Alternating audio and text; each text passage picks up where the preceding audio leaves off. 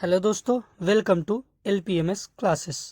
दोस्तों, अभी हमारा जो लेक्चर सीरीज चल रहा है BA LLB, जो सिलेबस है चौधरी चरण सिंह यूनिवर्सिटी मेरठ का, ये फर्स्ट ईयर फर्स्ट सेमेस्टर का हम देख रहे हैं। सोशोलॉजी फर्स्ट, समाजशास्त्र फर्स्ट, जिसमें हमने देखा था पहला वीडियो समाज की क्या है, सोसाइटी क्या है। इसमें देखा था हमने समाज किसे कहते हैं और इसकी प्रमुख विशेषताएं क्या क्या है, उसका हमने वर्णन किया था। आज ये हमारा दूसरा वीडियो है सोसाइटी पे। दूसरा वीडियो में हम देखेंगे आज व्यक्ति पर समाज का क्या प्रभाव पड़ता है तथा समाज पर व्यक्ति का क्या प्रभाव पड़ता है, इसकी प्रमुख विवेचना हम करेंगे। तो आइए दोस्तों, शुरुआत करते हैं।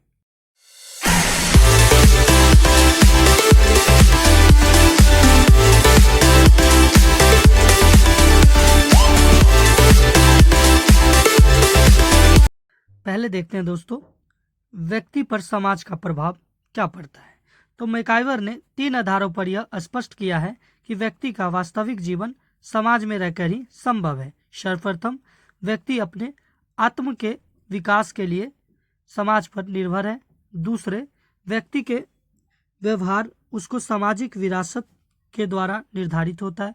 और तीसरा, समाज में पृथक रहकर पलने वाले अनेक बच्चे व्यक्ति के जीवन में समाज की अनिवार्यता को स्पष्ट करते हैं। ठीक है जी। तो आइए, जो मैकाइवर जी ने कहा है, पहला, आत्म का विकास क्या है, इसको देखते हैं। तो आत्म का समुचित विकास ही मनुष्य को एक सामाजिक प्राणी बनाता है। आत्म का मतलब जो सेल्फ है, उसका जो डेवलपमेंट है, वही समाज में मनुष्य को एक प्राणी बनाता है। आत्म का अर्थ क्या है, सेल्फ का मतलब क्या है? तो अपने बारे में स्वयं के और दूसरे व्यक्तियों के विचार, ठीक है जी, उसे ही हम आत्म कहते हैं, सेल्फ कहते हैं। यह एक सामान्य सी बात है कि दूसरे व्यक्ति हमारे बारे में जो विचार रखते हैं, उसी से हम अपने व्यक्तिगत के बारे में कोई धारणा बनाते हैं। पशुओं में भी किसी प्रकार के आत्म नहीं होते और इसलिए वे कभी सामाजिक नहीं बन सकते।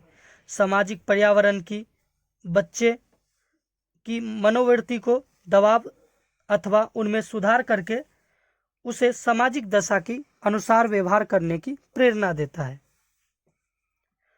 इस किस प्रकार के व्यवहारों की आशा की जाती है, इसके पश्चात बच्चा जैसा व्यवहार करता है, उसके आधार पर ही समाज उसे अच्छा या बुरा कहने लगता है।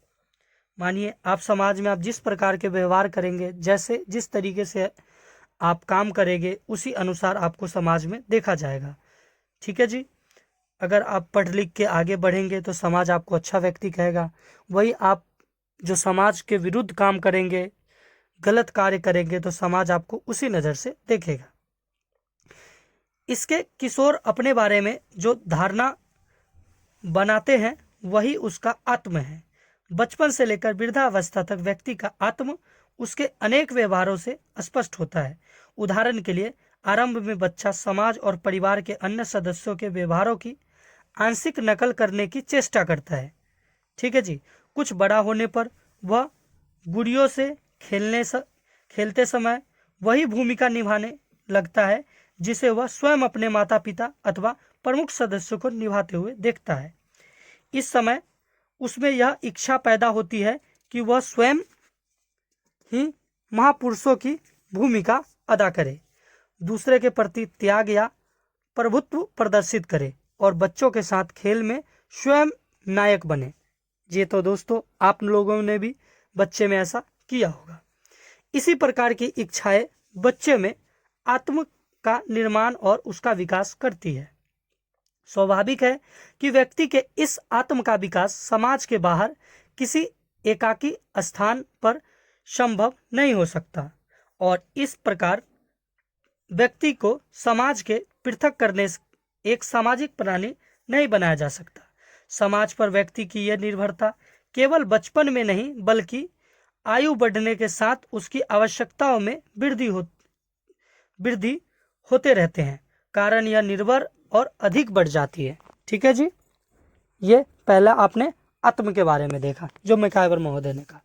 दूसरा मैकाइवर महोदय का कहना था कि सामाजिक विरासत पर निर्भरता। सामाजिक विरासत पर निर्भरता क्या क्या है, अब हम ये देख लेते हैं। समाज व्यक्ति को इस अर्थ में भी प्रभावित करता है कि व्यक्ति का पूरा जीवन उसकी सामाजिक विरासत अथवा संस्कृति से प्रभावित होता है। सामाजिक विरासत व्यक्ति को यह बताती है कि अतीत में उनके पूर्वज ने किस प्रकार से व्यवहार किए थे। इसके द्वारा व्यक्ति के बहुत से अनुभव बिना किसी प्रयत्न के सफलता से प्राप्त हो जाते हैं। इस अनुभवों की सहायता से ही उनमें उचित और अनुचित की भावना उत्पन्न होती है। सामाजिक विरासत के द्वारा व्यक्ति अपनी प्रथाओं, परंपराओं और नियमों के अनुसार व्यवहार करना सीखता है। सामाजिक विरासत व्यक्ति के बहुत से व्यवहारों पर नियंत्रण ही नहीं लगाती, बल्कि उसके बहुत से कार्यों को सरल भी बनाती है। वास्तविक तो यह है कि हमारे सभी विचार, विश्वास, व्यवहार के ढंग, शिक्षा और नैतिकता आदि सामाजिक विरासत के द्वारा ही प्रभावित होते हैं। इससे स्पष्ट होता है कि व्यक्ति के समुचित विकास में समाज का हमारे ऊपर बहुत गहरा प्रभाव पड़ता है। ठीक है जी, आप समाज में जो भी सीखते हैं, जो भी देखते हैं, इससे क्या होता है, और जो भी आपके पूर्वजों ने किया है उन सारी चीज़ों को, ठीक है जी, वो सामाजिक विरासत पर निर्भरता होती है। ठीक है जी, आगे देखते हैं तीसरा, समाज के बाहर पले बच्चों के उदाहरण। तीसरा जो मैकावर महोदय का कहना था, क्या कहना था उनका, कि भाई ये तीनों चीज से ही क्या है, वास्तविक जीवन में रहकर ही संभव है। मैकाइवर जी ने क्या कहा था कि ये तीन आधार हैं जो स्पष्ट किया गया है, व्यक्ति का वास्तविक जीवन में समाज में रहकर ही संभव हो सकता है। ठीक है, तो दो तो हमने कर लिया, तीसरा था समाज के बाहर पले बच्चों का उदाहरण।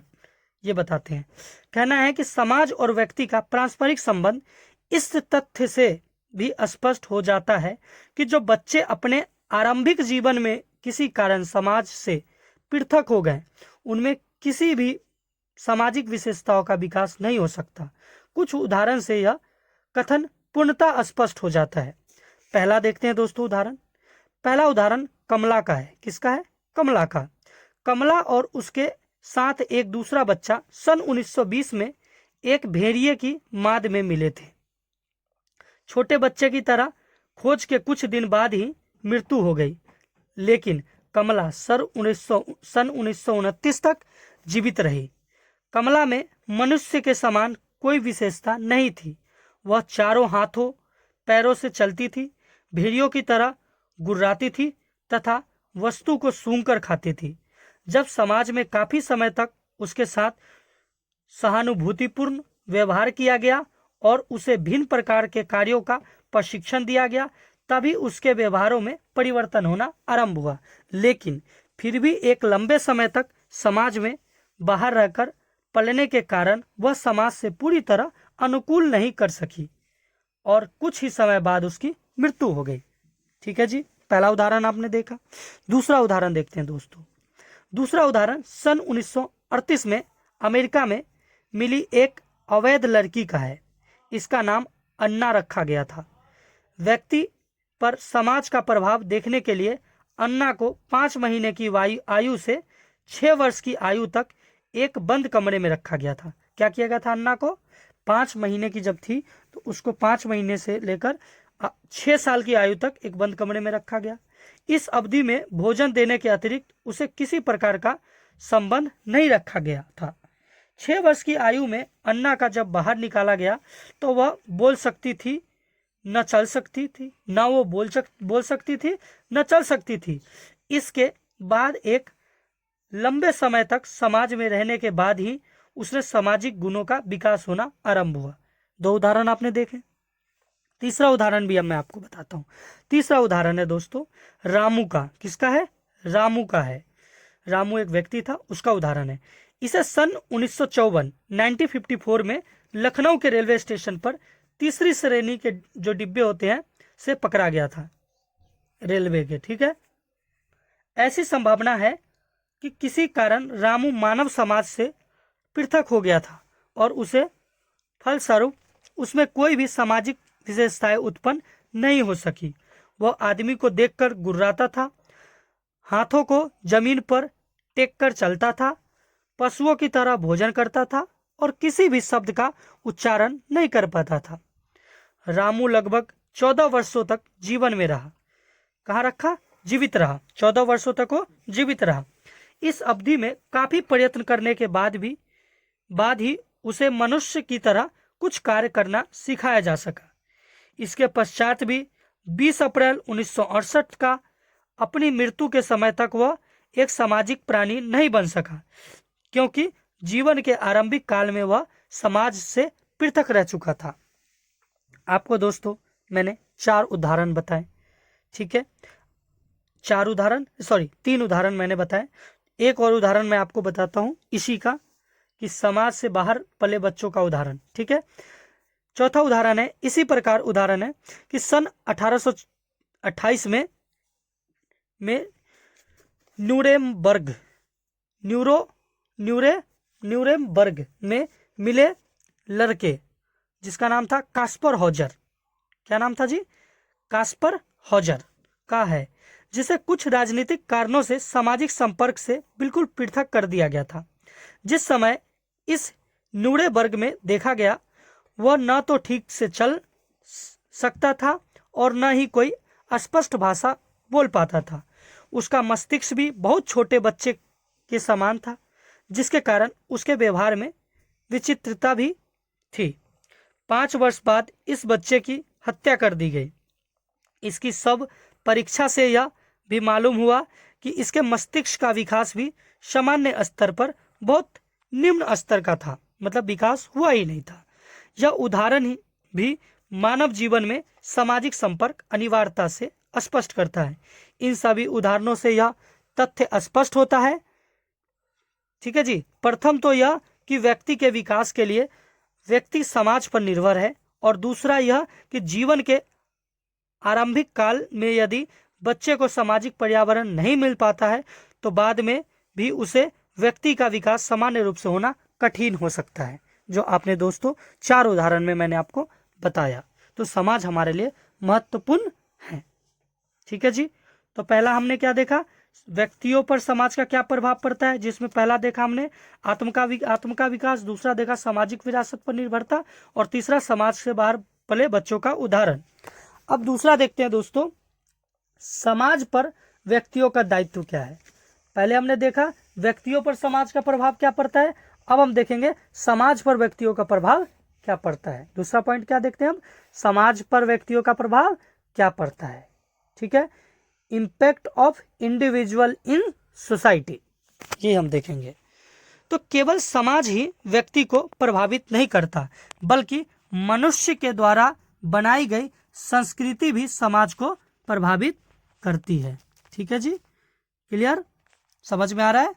हॉवेल ने संस्कृति को एक अनोखी मानव घटना कहा है। इसका तात्पर्य है कि मनुष्य ने अपने लंबे अनुभव के आधार पर जिस संस्कृति का निर्माण किया है, वह समाज की संरचना को बहुत बड़ी सीमा तक प्रभावित करती है। संस्कृति में हम उन सभी विचारों, विश्वासों, धर्म, नैतिकता, परंपरा, प्रथा, ठीक है जी, उपकरणों और भौतिक वस्तुओं को सम्मिलित करते हैं, जिन्हें मनुष्य ने समाज का सदस्य होने के नाते प्राप्त किया है अथवा जिसका उससे स्वयं आविष्कार किया है।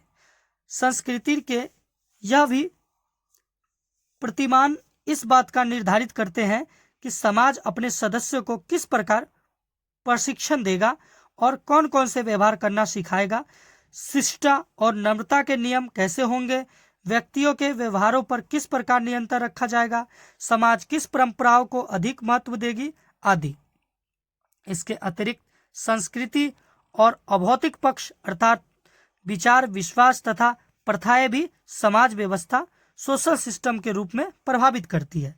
विकास होता है जबकि अध्यात्मकवादी संस्कृति एक सरल समाज का निर्माण करती है। विभिन्न समाजों की प्रकृति में भिन्नता होने के कारण भी मनुष्य द्वारा बनाई गई संस्कृतियों में भिन्नता होती है।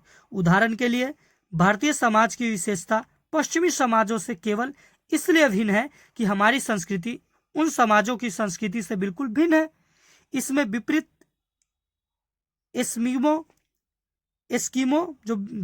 स्कीम है। समाज में अधिकतर व्यक्तियों के व्यवहार में क्रूरता पाई जाती है, क्योंकि उनकी संस्कृति शिशु हत्या तथा पितृ हत्या तक को बुरा नहीं समझती।